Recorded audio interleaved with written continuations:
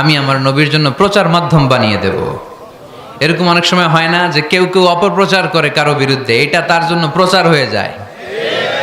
কেউ অপপ্রচার চালায়, আল্লাহর মেহেরবানিতে ওইটা তার পাবলিসিটি হয়ে যায়। তার আলাদা করে প্রচার বিভাগের টিম তৈরি করা লাগে না, তার বিরোধীরাই তার প্রচার বিভাগের কাজে নেমে পড়ে। বিশ্বনবী বললেন আল্লাহ বললেন তোরা আমার নবীর সুনাম সুখ্যাতিকে থামাবি, তোদের মাধ্যমে আমি বিশ্বনবীর সুনাম সুখ্যাতি গোটা বিশ্বে বুলন্দ করে দেব।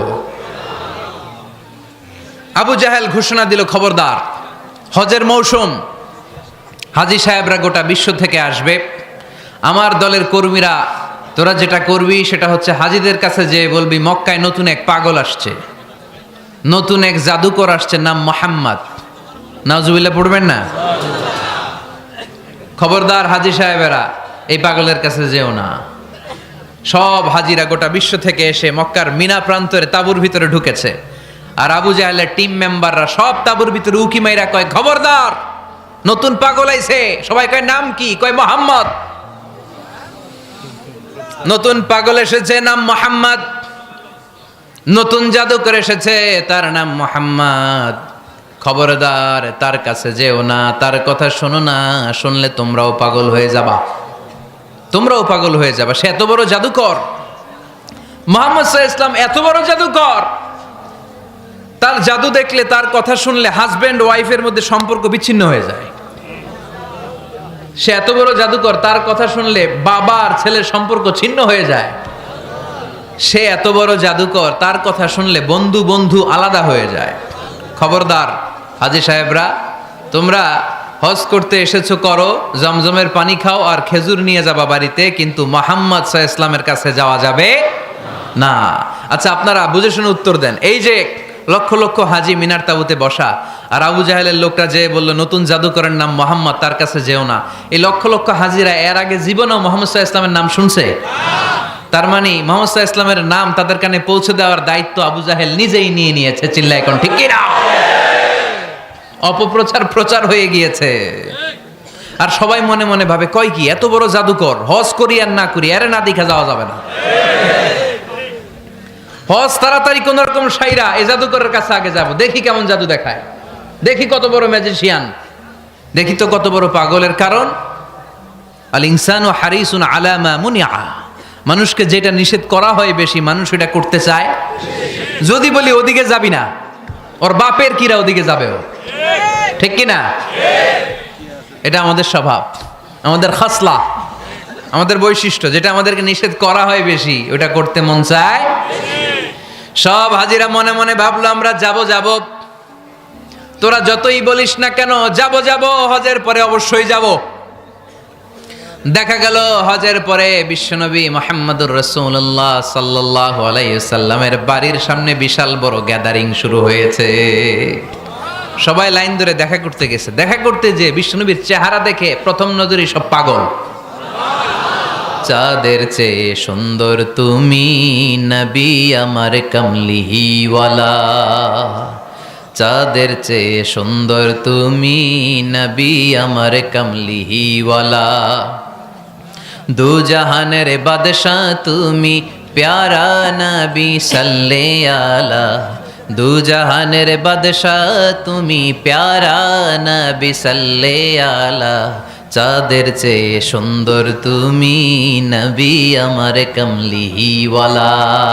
সুবহানাল্লাহ পড়েন। এত সুন্দর চেহারা, বিষ্ণু ঈসা ইসলামের চেহারার মতো এরকম চেহারার মানুষ পৃথিবীতে আছে? দ্বিতীয়টা, অনেকে বলে সাইয়েদনা ইউসুফ আলাইহিস সালামের চেহারা নাকি বেশি সুন্দর। সুন্দর ঠিক, কিন্তু আমার নবীর চাইতে বেশি নয়। বিষ্ণু বলতেন আনা মালিহুন ওয়া আখি ইউসুফু সাবিহুন, আমার ভাই ইউসুফ হচ্ছে সবিহ, সবিহ মানে সাদা সুন্দর ধবধবে, আর আমি হচ্ছে মালিহ, মালিহ মানে এসেছে মিলহন থেকে, মিলহন মানে লবণ, মানে লাবণ্যময় সুন্দর। আমার ভাই ইউসুফ নবী সাদা সুন্দর, আমি লাবণ্যময় সুন্দর। কোনটার দাম বেশি? লাবণ্যময় সুন্দরের দাম বেশি। সাইয়েদনা ইউসুফ আলাইহিস সালামের চেহারা দেখে মিশরের মেয়েরা লেবু কাটতে যে বা কমলা কাটতে যে, আনার কাটতে, কমলা কাটতে যে আঙ্গুল কেটে ফেলেছিল। কোরআন তার সাক্ষী, ওয়া কাত্তা'না আইদিয়াহুন। আম্মাজান আয়েশা রাদিয়াল্লাহু তাআলা আনহা যখন এই ঘটনা শুনেছেন, তিনি মিশরের মেয়েদেরকে ডাক দিয়ে বলেছেন, ও মিশরের মেয়েরা, তোমরা ইউসুফ নবীর সৌন্দর্য দেখে লেবু কাটতে যে আঙ্গুল কেটেছ, আমার স্বামী পেয়ারা নবী মুহাম্মদ রাসূলুল্লাহর চেহারা যদি তোমরা দেখতা, তাহলে লেবু কাটতে যে আঙ্গুল নয়, কলিজাটা কেটে টুকরা টুকরা করে দিতা। আবার আম্মা জান আয়েশা বলতো, লাকুম শামসুন ওয়া লানা শামসুন, তোমাদের জন্য একটা সূর্য আছে, কিন্তু আমি আয়েশার জন্য আলাদা একটা সূর্য আছে। তোমাদের সূর্যটা প্রতিদিন সকালবেলা পূর্ব আকাশে উদিত হয়ে গোটা দুনিয়াটারে আলোকিত করে দেয়, আর আমার সূর্যটার নাম হলো মুহাম্মদ সাল্লাল্লাহু আলাইহি ওয়াসাল্লাম। মসজিদে নববীতে এশার নামাজের পরে আমার সূর্যটা আমার ঘরে উদিত হয়। তোমাদের সূর্য সকালবেলা পূর্ব আকাশে উঠে গোটা দুনিয়াটারে আলোকিত করে, আমার সূর্য মুহাম্মদ এশার নামাজের পরে আমার ঘরের ভেতরে যখন উকি দেয়, আমার পুরো ঘরটারে আলোকিত করে দেয় কে? এত সুন্দর চেহারা ছিল, ওনার চেহারার নূর দিয়ে হারানো সুই খুঁজে পেয়েছে বিশ্বনবীর স্ত্রীরা। চিল্লায় কোন আল্লাহু আকবার। বিশ্বনবীর চেহারার সৌন্দর্যের সাথে কারো সৌন্দর্যের কোনো মিল হবে? No comparison with our beloved prophet Muhammad sallallahu alayhi wasallam. Whether it's the fitness, whether it's the appearance, whether it's the status, no comparison with our prophet. এটা ফিটনেসের দিক থেকে হোক, এটা চেহারার সৌন্দর্যের দিক থেকে হোক, এটা কণ্ঠস্বরের ঝংকারের দিক থেকে হোক, সম্মান আর মর্যাদার দিক থেকে হোক, আমার নবীর সম্মানের ধারে কাছেও সম্মান পৃথিবীর কারো হতে পারে না। চিল্লায় বলেন ঠিক কিনা?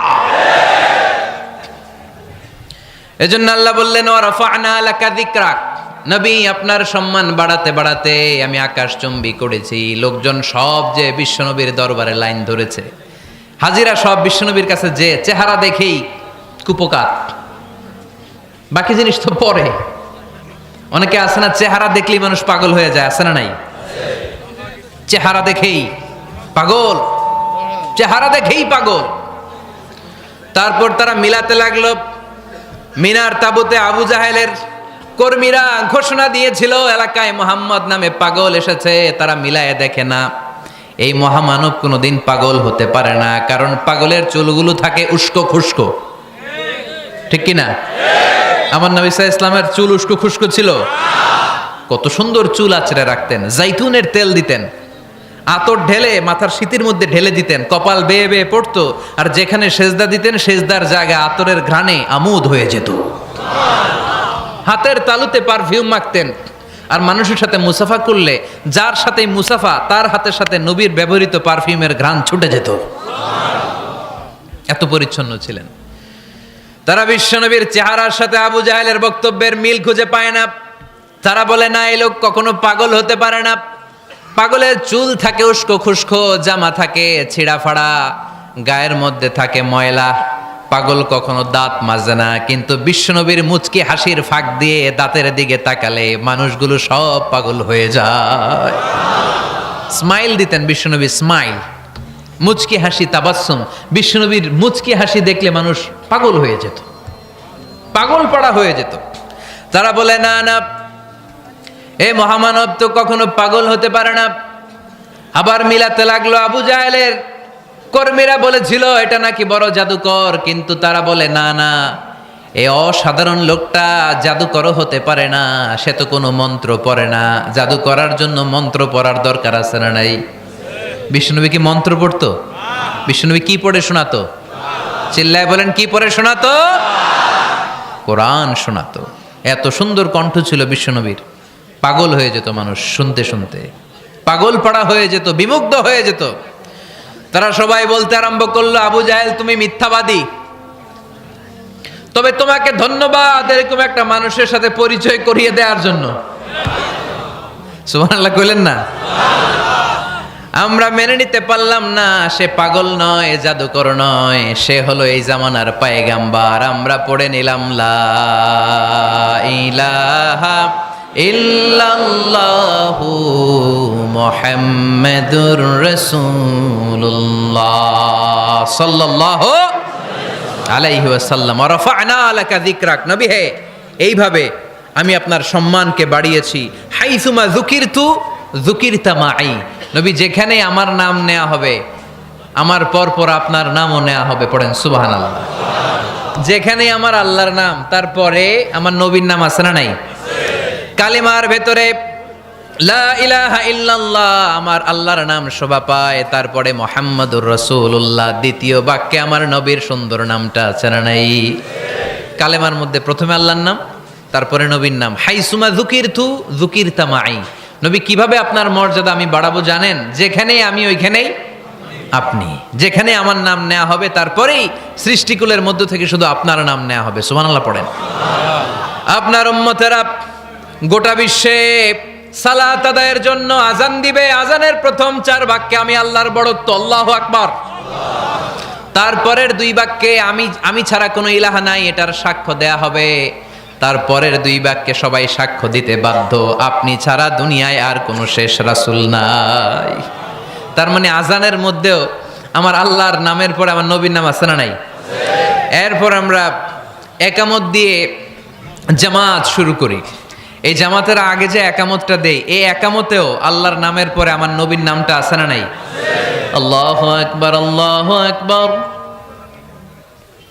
আশহাদু আন লা ইলাহা ইল্লাল্লাহ, আশহাদু আন্না মুহাম্মাদার রাসূলুল্লাহ সাল্লাল্লাহু। তার মানে আজানে আমার নামের পরে আপনার নাম, একামতে আমার নামের পরে আপনার নাম। নামাজের শেষে যখন আমরা শেষ বৈঠকে বসি সেখানে বিশ্বনবীর উপর দুরূদ আছে না নাই? তার মানে সব জায়গায় বিশ্বনবীর নাম নেয়াকে আবশ্যক করে দিয়েছে কে? নবী হে। এই গোটা বিশ্বের ভেতরে সূর্য উঠবে, সূর্য ডুববে, শীত যে গ্রীষ্ম আসবে, দিন যে রাত আসবে, এক মুহূর্তের জন্য আপনার নামের আলোচনা থামবে না। চিল্লায় বলো ঠিক কিনা?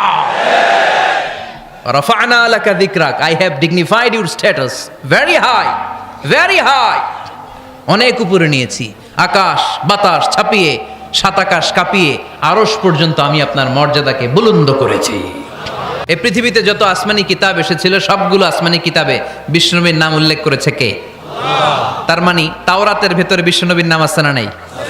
ইনজিলে, জাবুর, সুহুফে ইব্রাহিম, সুহুফে মূসা, আল্লাযী ইয়াজিদুনাহু মাকতুবান ইনদাহুম ফিত তাওরাতি ওয়াল ইনজিল। ইহুদিরা খ্রিস্টানরা বিশ্বনবীর মানতে চাইতো না। তারা বলতো মুহাম্মদ তোমার নাম তো আমাদের কিতাবে নাই। বিশ্বনবী বললেন পড়ো। তারা পড়তে পড়তে বিশ্বনবীর জায়গাটা লুকিয়ে রাখতো, যেখানে বিশ্বনবীর নাম ওরা এভাবে ধরে রাখতো। বিষ্ণু ইসা ইসলাম এক সাহাবাকে বললেন আমি তো ওদের ভাষা বুঝি না, তুমি ওদের ভাষা বুঝে দেখো কোন জায়গায় চোরামিটা করে। প্রতিটা কিতাবের প্রতিটা পাতায় পাতায় বিশ্বনবীর নাম আছে না নাই? সাইয়েদনা আদম আলাইহিস সালাম থেকে শুরু করে ঈসা আলাইহিস সালাম পর্যন্ত যত নবী এসেছে সব নবী সুসংবাদ দিয়েছে যে একজন নবী আসবে, যেই নবী আসার মধ্য দিয়ে এই আম্বিয়া আলাইহিমুস সালাম পৃথিবীতে আসার যে ধারাবাহিকতা, এই সিলসিলা, এই চেইনকে আল্লাহ তাআলা কাট অফ করে দিবে। সাইয়েদনা আদম তার বংশধরদেরকে বলেছে, নূহ আলাইহিস সালাম তার প্রজন্মকে বলেছে, ইব্রাহিম আলাইহিস সালাম তার জেনারেশনকে বলেছে, মূসা আলাইহিস সালাম বনি ইসরাইলকে শুনিয়েছে। সর্বশেষ সাইয়েদনা ঈসা আলাইহিস সালাম এসে বলেছে, ইয়াতি মিন বাদি ইসমুহু আহমদ, আমার পরে এমন এক নবী আসবে তার নাম চিল্লায় বলেন আহমদ। বড় বিশ্বস্ত সে কোন বন্ধু বলো বেশি বিশ্বস্ত, সে কোন বন্ধু বলো বেশি বিশ্বস্ত, কার কাছে মন খুলে দেয়া যায়, কার কাছে প্রাণ খুলে বলা যায়, হওয়া যায় অতি আশ্বস্ত, তার নাম আহমদ বড় বিশ্বস্ত। সুবহানাল্লাহ পড়েন। ইয়াতি মিন বাদি ইসমুহু আহমদ, আমার পরে এমন এক নবী আসবে তার নাম হবে আহমদ। এই নবীর পরে আর কোন নবী আছে? চিল্লায় বলেন লা নবিয়্যা বাদি ওয়ালা রাসূলা, আমার পরে কোনো নবীও নাই, আমার পরে কোনো রাসূলও নাই। তবে আমার পরে যদি নবী হওয়ার যোগ্যতা কারো থাকে, আমার ওমরে ফারুক নবী হওয়ার যোগ্যতা রাখে। কোন নবী নাই, খাতামুন নবিয়্যিন, আমার পরে কোনো নবী নাই। তার মানে বিশ্বনবীর জীবনে 3 নম্বর নিয়ামত হলো রাফা'না লাকা যিকরাক, মর্যাদা আমি বাড়াতে নবী অনেক উপরে নিয়েছি। আবার আল্লাহ আমাদেরকে ডেকে বললেন, ও ইমানদার বান্দারা শোনো, আমি স্বয়ং আল্লাহ তাআলা আমার ফেরেশতা বাহিনী নিয়ে এই নবীর উপরে স্বয়ং আমি দুরূদ পড়ি। ইন্নাল্লাহা ওয়া মালাইকাতাহু ইউসাল্লুনা আলান নবী ইয়া আইয়ুহাল্লাযীনা আমানু সাল্লু আলাইহি ওয়া সাল্লিমু তাসলিমা। পড়েন, আল্লাহুম্মা সাল্লি আলা মুহাম্মাদ ওয়া আলা আলি মুহাম্মাদ কামা সাল্লাইতা আলা ইব্রাহিম ওয়া আলা আলি ইব্রাহিম ইন্নাকা হামিদুম মাজিদ। اللهم بارك على محمد وعلى آل محمد كما باركت على إبراهيم وعلى آل إبراهيم إنك حميد مجيد। চিৎকার করে পড়েন সুবহানাল্লাহ। এমন নবী যে নবীর উপর আল্লাহ নিজেই দুরূদ পড়ে, ফেরেশতারা পড়ে, এজন্য আমাদেরও পড়ার দরকার আছে না নাই? আবার আল্লাহ বললেন, নবী আপনি এমন নবী যেই নবীকে আমি হাউজে কাউসার দিয়েছি। লক্ষ লক্ষ নবীদের কাউরে কিয়ামতের দিন আমি হাউজে কাউসারের মালিক বানাবো না, শুধুমাত্র কেবলমাত্র একমাত্র আপনি ছাড়া। ইন্না আ'তাইনাকাল কাউসার ফাসাল্লি লিরাব্বিকা ওয়ানহার ইন্না শানিআকা হুয়াল আবতার। সুবহানাল্লাহ পড়ে। এই হাউজে কাউসারের পানি খেতে চান? পান করতে চান? বিশ্বনবী না দিলে খাইতে পারবো আমরা? হাউজে কাউসার পান করতে চান কারা? হাত তুলে দেখান।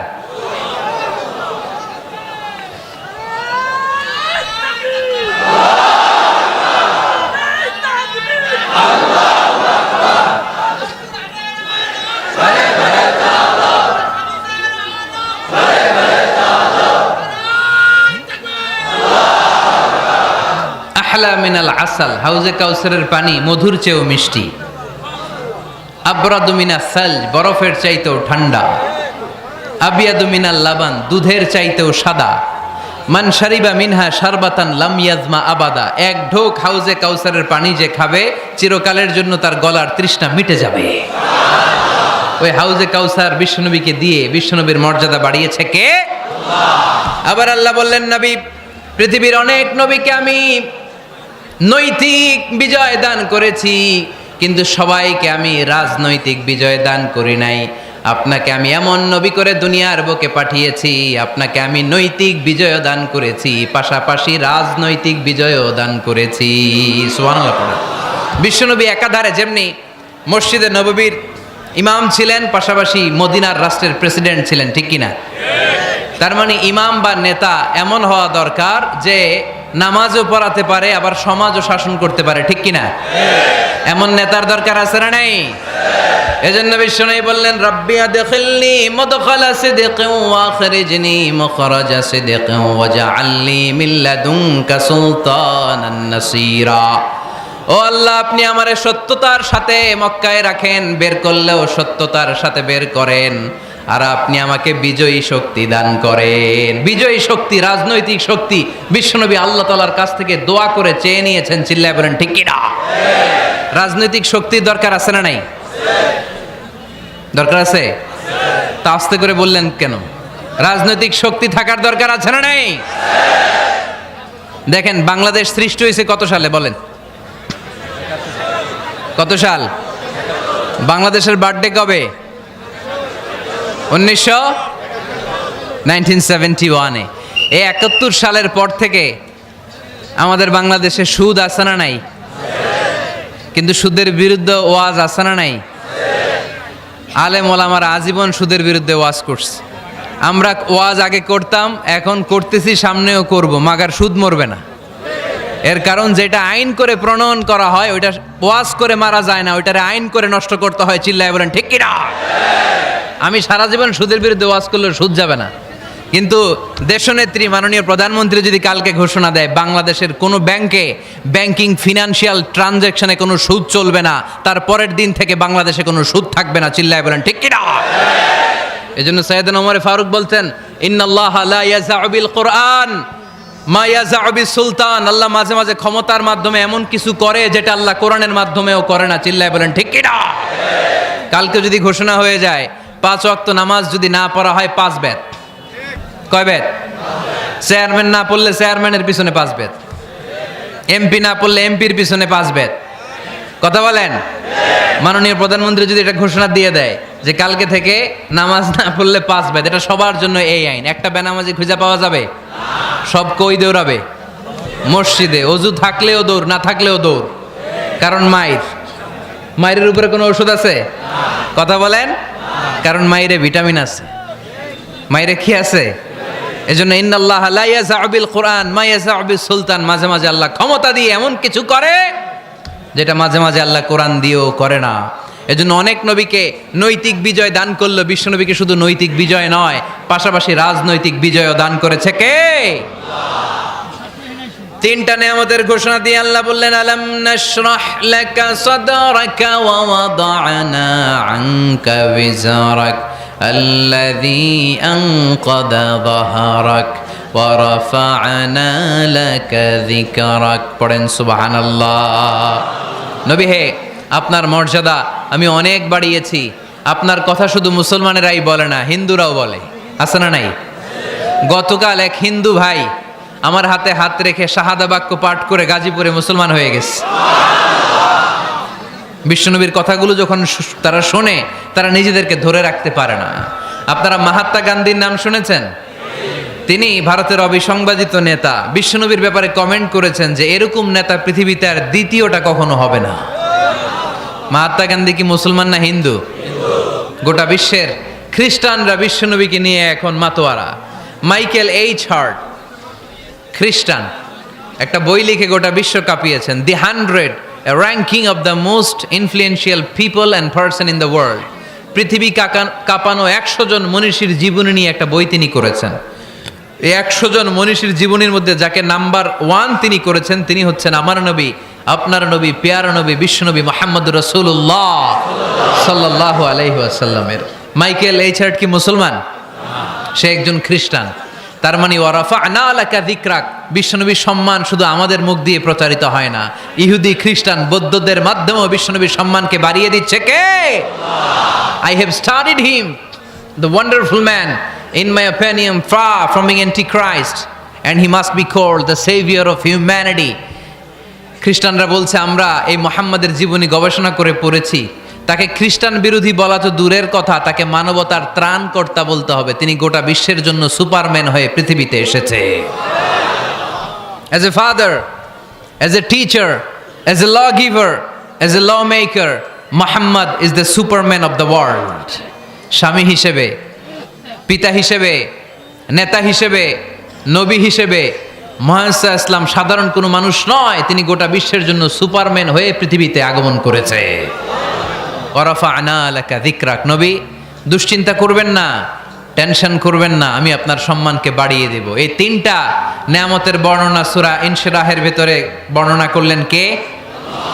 এরপরে রাব্বুল আলামিন বিশ্বনবীকে নিয়ামতের বর্ণনার ঘটনা শুনিয়ে বিশ্বনবীকে সান্ত্বনা বাণী শোনাচ্ছেন আর পড়ছেন, ফা ইন্না মাআল উসরি ইউসরান ইন্না মাআল উসরি ইউসরা।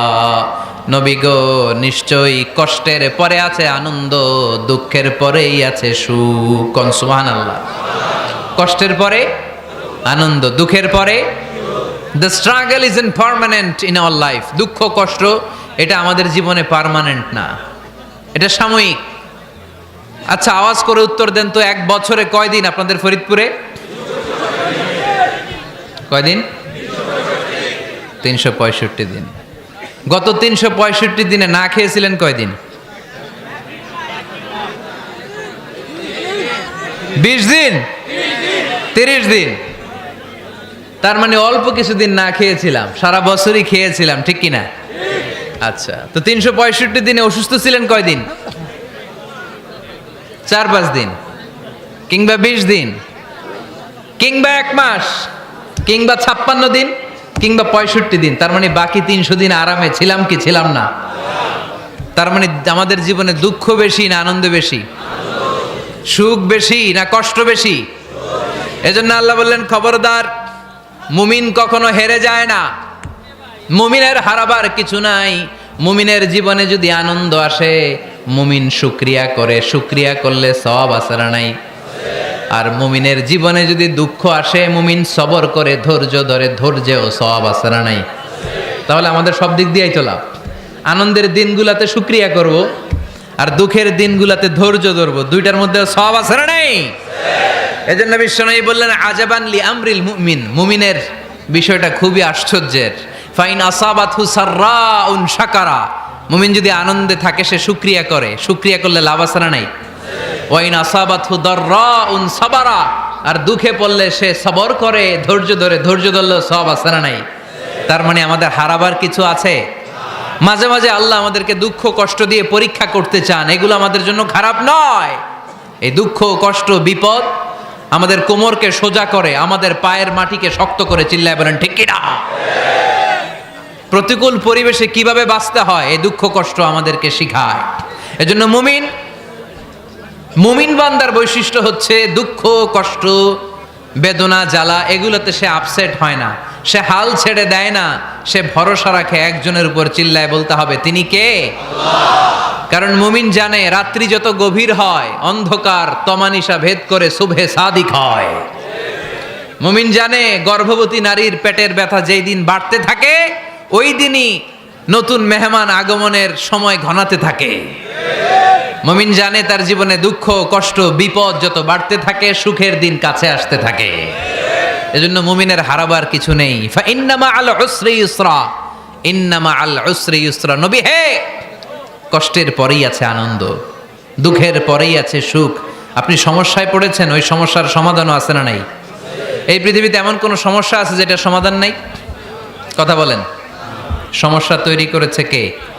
আবার সমাধানও দিয়েছে কে? Allah doesn't create a lock without its key. আল্লাহ কখনো চাবি না বানাইয়া ওইটার তালা বানায় নাই।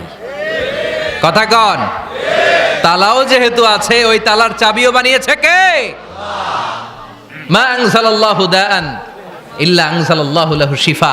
আল্লাহ দুনিয়ায় এমন কোন রোগ পাঠায় নাই যেই রোগের ঔষধ বানায় নাই, এমন কোন রোগ নাজিল করে নাই যেই রোগের কোনো চিকিৎসা বানায় নাই, হয়তো সেটা আবিষ্কার হয় নাই। অনেকে ক্যান্সারের কথা বলতে পারেন যে হুজুর ক্যান্সার এমন রোগ, এই ক্যান্সার তার নাই কোনো অ্যান্সার, কিন্তু বিজ্ঞানীরা বলতেছে এটারও অ্যান্সার আবিষ্কৃত হচ্ছে। সুবহানাল্লাহ কইবেন না? কিছু কিছু ক্ষেত্রে হয়েও গিয়েছে। এজন্য দুঃখের পরেই আছে সুখ, কষ্টের পরেই আছে আনন্দ। এই দুনিয়াটাই এরকম, কষ্টের পরই আনন্দ। দেখবেন তারাবির নামাজ 20 রাকাত পড়তে কষ্ট লাগে না? কোমরে ব্যথা, হাঁটুতে ব্যথা, কিন্তু 20টা রাকাত যখন শেষ করে মসজিদ থেকে বের হই, একটা আনন্দ আছে না নাই? কষ্ট করে পরীক্ষার জন্য প্রিপারেশন নিলেন আপনি কয়েক মাস, কিন্তু ফলাফল যখন ভালো হয় তখন একটা আনন্দ আছে না নাই? সারাদিন রোজা রাখলেন রমজানে, কি কষ্ট, তৃষ্ণায় গলা ফেটে যায়, কিন্তু ইফতারির সময় যখন রুহাবজা শরবতটা খাই, কেমন লাগে? একটা আনন্দ আছে না নাই? এজন্য আল্লাহ বললেন فإن مع العسر يسرا إن مع العسر يسرا। ও নবী, কষ্টের দিন মক্কায় অল্প কিছু দিন, মদিনাতে আনন্দের দিন অপেক্ষা করছে। আমাদের জীবনে যদি দুঃখ কষ্ট আসে, আমরা ধৈর্য ধরবো, তাওয়াক্কুল করবো একজনের উপর, তিনি কে? কারণ আমরা বিশ্বাস করি কষ্টের দিন এটা চিরকালের জন্য নয়, সামনে আনন্দের দিন আমাদের জন্য সেট করে রেখেছে কে? তাহলে আমরা সূরাতুল ইনশিরাহ থেকে 3টা নেয়ামতের বর্ণনা শুনলাম, বিশ্বনবীকে কি সান্ত্বনা দেয়া হলো সেটা শুনলাম। এবার 2টা গাইডলাইন শুনে তাফসীর আমরা শেষ করব। শুনতেছেন? কষ্ট হচ্ছে তো উঠা বসা করতেছেন কেন? উঠলেন কারা কারা? শেষ করে দিব? দোয়া করে দেই। কি গাইডলাইন দিলেন শুনবেন? কে কে শুনবেন না? হাত তোলেন।